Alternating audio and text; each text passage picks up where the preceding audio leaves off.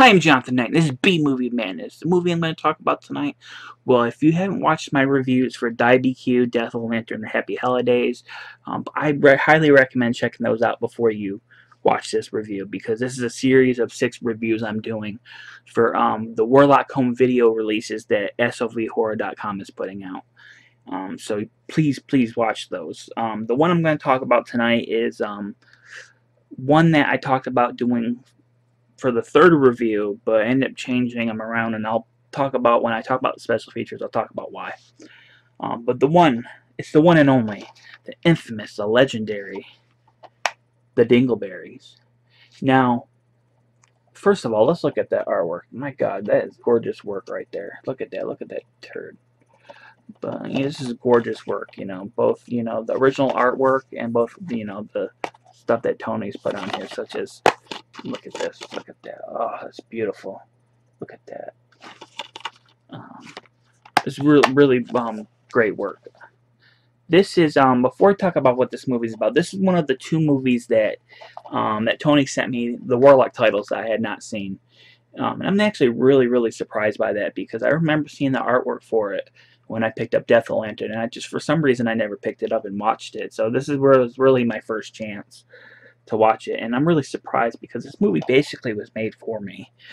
It's my kind of movie, because I love pint-sized monster movies, and I love doo-doo. But what is the Dingleberries about? Well, first of all, it was banned by your local plumber, just so you know that.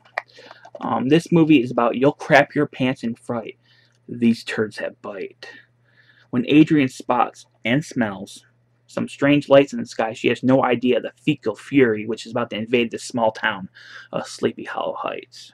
These are no normal alien invaders, though. They are a race of flesh-hungry evil space turds whose mission is to wipe out the human race.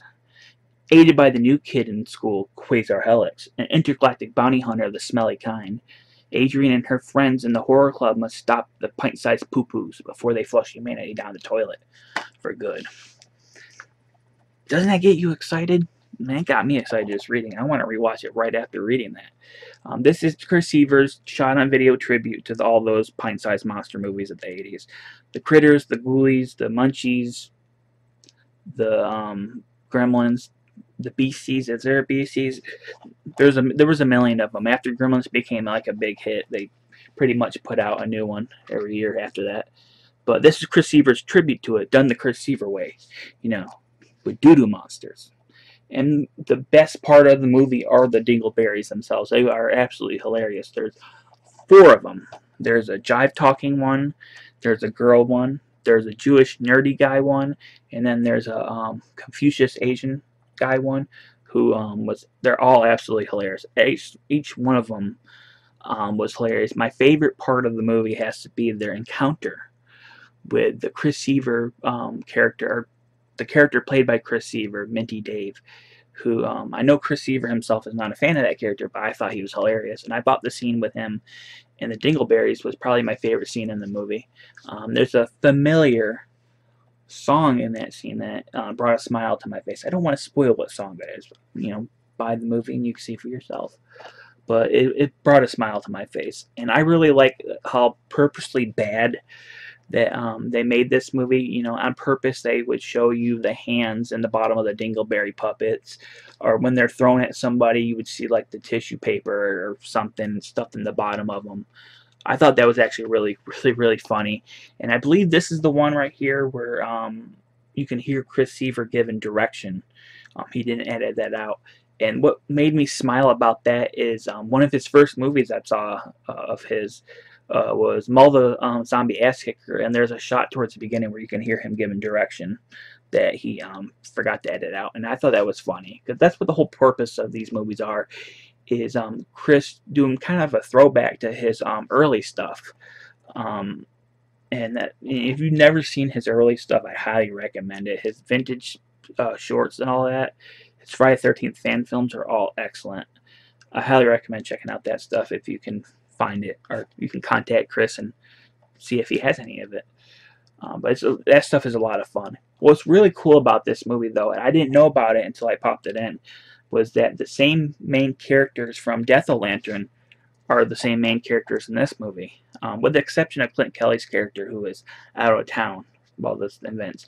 But instead of Stingy Jack, they have to face the Dingleberries, and everybody does a good job as usual. I love those characters. I thought they're just really likable and fun. But my favorite character in the movie was also my favorite character in Happy Holidays, and that is the Andrew Baltus character, Skippy, or as he's credited as Steven De Niro.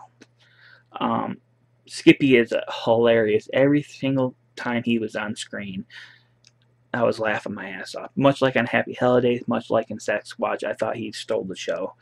He is absolutely hysterical in this movie, especially when he busts out his kung fu moves, which he learned in Vietnam, by the way, and he kicks some Dingleberry ass. A lot of fun.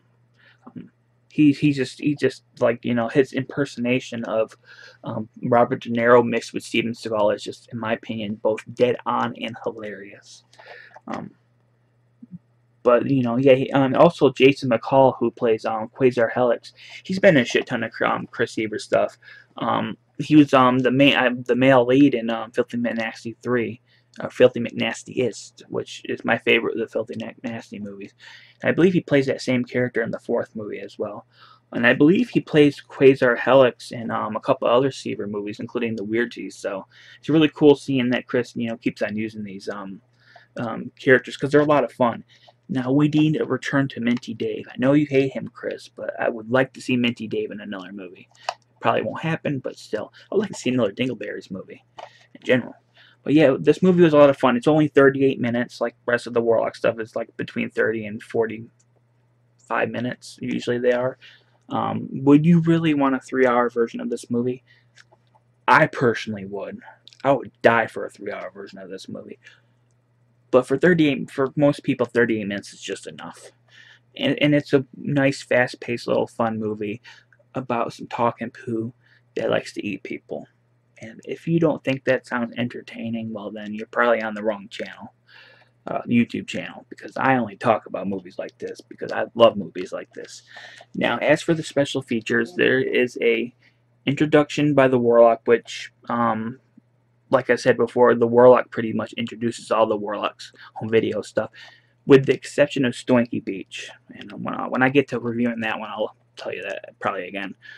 There's on-set interviews with the cast. Much like on the other disc, they pretend the movie's supposed to be filmed in 1988. It says on the bottom here. So they pretend it's 1988. And they're really fun. They really commit to it, so it's really cool. Chris Seaver on the Dingleberries. It's his 2020 thoughts on the movie. He does them for each disc. It's really cool hearing his thoughts on each movie and what it felt like to make them.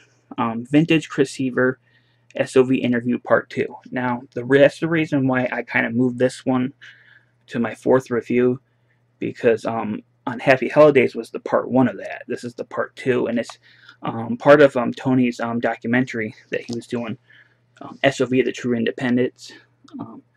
And he interviews Chris, asks him some questions. There's a lot of good stories on here about how he worked with Jared Bookwalter, Ron Bonk, how he started working for Troma. I don't want to ruin how that story begins, so please check out the special features. There's a superfan interview with Douglas Waltz. Douglas Waltz he's a lot of fun. He talks about each Warlock title, and he also shows off that he has 2 of the Dingleberry puppets, which is really cool. But his interview was really entertaining. It was different from both mine and Adam's interviews, and I think all 3 of them are very different from each other, which makes them really cool. There's the Warlock trailer vault. You know, as with other discs, there's trailers for all 6 Warlock titles, and there is the trailers for SOVHorror.com releases, and it has all the trailers for all their Tony stuff, including the upcoming Mr. Ice Cream Man SOV he's putting out. But as for the Dingleberries, yes, I do highly recommend this one. If you just look at the poster and you're like, oh my god, that sounds awesome, check it out. As usual, I have the trailer at the end, so you can see what it looks like. As for where you can pick this up, well, as usual, you can buy all the SOVHorror.com releases at SOVHorror.com. The direct link to the store will be down below. If you're interested in SOVHorror.com merchandise, well, that will be on a link down below. You can get posters, coffee cups, t-shirts, you name it. There's a lot of cool stuff on there. Myself, I ordered a t-shirt and a sticker. So if you buy anything, please let me know below, because Tony really appreciates it. But as for that, I would like a big thank you to Tony for sending me these to review. A big thank you to Chris for making these. And a big thank you to anybody who watches this review, because I highly appreciate every single one of you. If you like my channel, please give me a thumbs up, subscribe. Let me know down below, what is your favorite 80s little monster movie? Are you a Ghoulies person? Are you a Critters person? Are you Gremlins? Munchies? Let me know, please. Personally, I'm a Critters person, but that's me. I'm also a Dingleberrys person now, so that's cool. But again, thanks for watching. I'm Jonathan Knight. It's been B Movie Madness. Keep it cool.